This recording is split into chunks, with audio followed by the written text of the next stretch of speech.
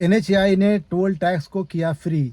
जी हाँ, रोड एवं परिवहन मंत्री नितिन गडकरी ने किया ऐलान, एनएचएआई अब नहीं लेगा आपसे टोल टैक्स। क्या आपको पता है एनएचएआई का ये ऐलान किस किस रोड पर लागू होने वाला है? क्या आपको पता है एनएचएआई पर चलने के क्या क्या फ़ायदे हैं? क्या आपको पता है टोल टैक्स भरने के बदले मिनिस्ट्री क्या क्या आपको प्रोवाइड करती है? क्या आपको पता है टोल टैक्स के पीछे रसीद पर लिखे हुए नंबर पर कॉल करने के बाद आपको क्या क्या मिलती है सहायता? क्या आपको पता है एनएचएआई पे अगर आपकी गाड़ी टायर पंचर हो जाए या टायर बस्ट हो जाए या आपका पेट्रोल ख़त्म हो जाए तो टोल टैक्स की क्या क्या हैं जिम्मेदारियाँ? क्या आपको पता है अगर आपकी गाड़ी का खुदा न खास्ता एक्सीडेंट हो जाता है तो ये टोल टैक्स के बदले में क्या क्या मिलती है फैसिलिटी? क्या आपको पता है अगर आपकी फैमिली मेम्बर में आपकी फैमिली अगर ट्रैवल कर रही है और अगर फैमिली मेम्बर की तबीयत ख़राब होती है तो ये टोल टैक्स वाले आपकी क्या कर सकते हैं मदद? क्या आपको पता है इस टोल टैक्स के बदले क्या क्या देते हैं ये लोग फैसिलिटी और क्या क्या कानूनी अधिकार हैं आपके? ये सब कुछ जानने के लिए आपको बने रहना पड़ेगा अंत तक। जी हाँ, नमस्कार। आप देख रहे हैं सबलाइम न्यूज़ और मैं आपके लिए जो खबर लाया हूँ वो टोल टैक्स से रिलेटेड है।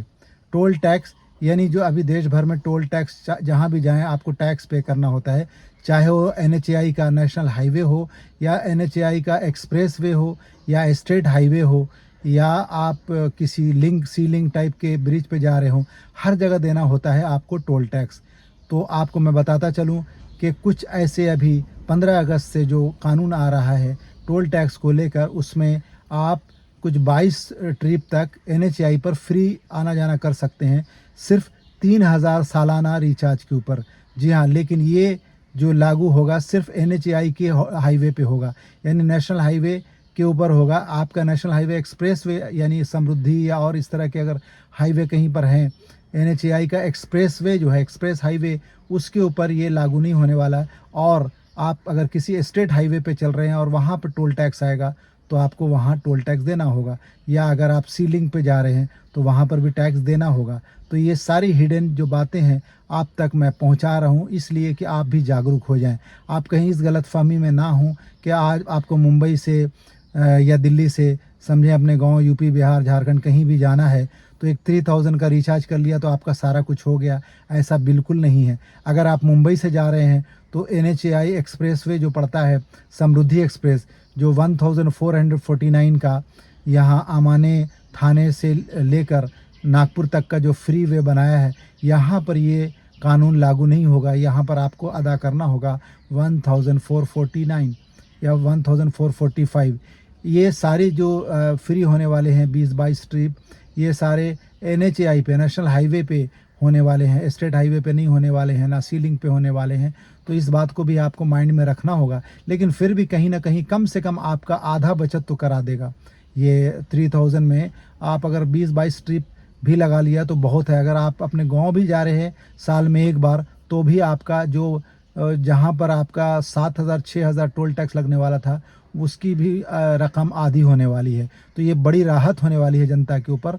और साथ साथ मैं आपको बताता चलूँ कि इसके बदले में आप अगर टोल टैक्स यूज़ कर रहे हो, टोल टैक्स पे करके अगर आप गुज़र रहे हो, अगर आपकी गाड़ी पंचर हो जाती है तो टोल टैक्स वालों की ज़िम्मेदारी बनती है वो आपको हेल्प करने की। अगर आपकी गाड़ी का पेट्रोल ख़त्म हो जाता है तो टोल टैक्स वालों का जो नंबर होता है उस फ्री टोल टैक्स नंबर पर आप कॉल करें और उनसे मदद ले सकते हैं। वो आपको कम से कम 10 से 15 लीटर यानी पहुंचने तक का, नेक्स्ट पेट्रोल पंप तक पहुंचने तक का आपको फ्यूल का अरेंजमेंट करेंगे। अगर टो करने की ज़रूरत होगी तो टो करेंगे। अगर आपकी कार की बैटरी फेल हो जाती है, बैटरी की वजह से गाड़ी बंद पड़ जाती है, तो भी उनकी रिस्पॉन्सिबिलिटी है कि वो दूसरी बैटरी से ला के जम करके आपकी गाड़ी स्टार्ट करके ले जाएं, या आपकी गाड़ी को वहाँ से टो करके जगह पर नेक्स्ट डेस्टिनेशन पे यानी अगले पेट्रोल पंप पे या जहाँ पर भी उनका लोकल स्टेशन है वहाँ तक लेके आपको हेल्प करेंगे। अगर आप फैमिली के साथ ट्रैवल कर रहे हैं और अगर आपके फैमिली मेम्बर की तबीयत ख़राब हो जाती है और कुछ सीरियस मामला हो जाता है तो भी अगर उस टोल टैक्स नंबर पर फ्री करेंगे तो कॉल करेंगे तो आपको वो लोग मदद करेंगे। आप नज़दीकी हॉस्पिटल में ले आके आपके फैमिली मेम्बर को, या आपकी तबीयत ख़राब होती है तो उनको इमरजेंसी में एडमिट करना उनकी ड्यूटी होती है। तो आप समझ रहे हो ना, सिर्फ ये टोल टैक्स भरने से सिर्फ रास्ता तय नहीं करना है, इसके अलावा ये सारी फैसिलिटीज़ आती है एज़ पर लॉ, जो गवर्नमेंट के रूल्स हैं नॉर्म्स हैं उनके मुताबिक ये सारी फैसिलिटीज़ उन्होंने इसके अंडर में प्रोवाइड किया हुआ है। ये और बात है कि आपको उस सर्विस का जो भी ये इमरजेंसी सर्विसेज हैं उसको लेने की ज़रूरत ना पड़े। एंड मैं तो दुआ करूँ कि ऐसी ज़रूरत ही ना पड़े किसी को कि कोई किसी का ब्रेकडाउन हो गाड़ी का, या तबीयत ख़राब हो, या खुदा न खास्ता एक्सीडेंट हो। लेकिन आपकी नॉलेज में होना चाहिए कि ये सारी फैसिलिटीज़ इसके अंदर ही आती है। जिस हाईवे पे आप गुज़र रहे हो, जिस एरिया से आप गुज़र रहे हो, वहाँ का टोल टैक्स आप पे करते हो, तो उनकी ड्यूटी बनती है आपकी ये सारी हेल्प करने के लिए। तो कैसी कैसी लगी ये खबर?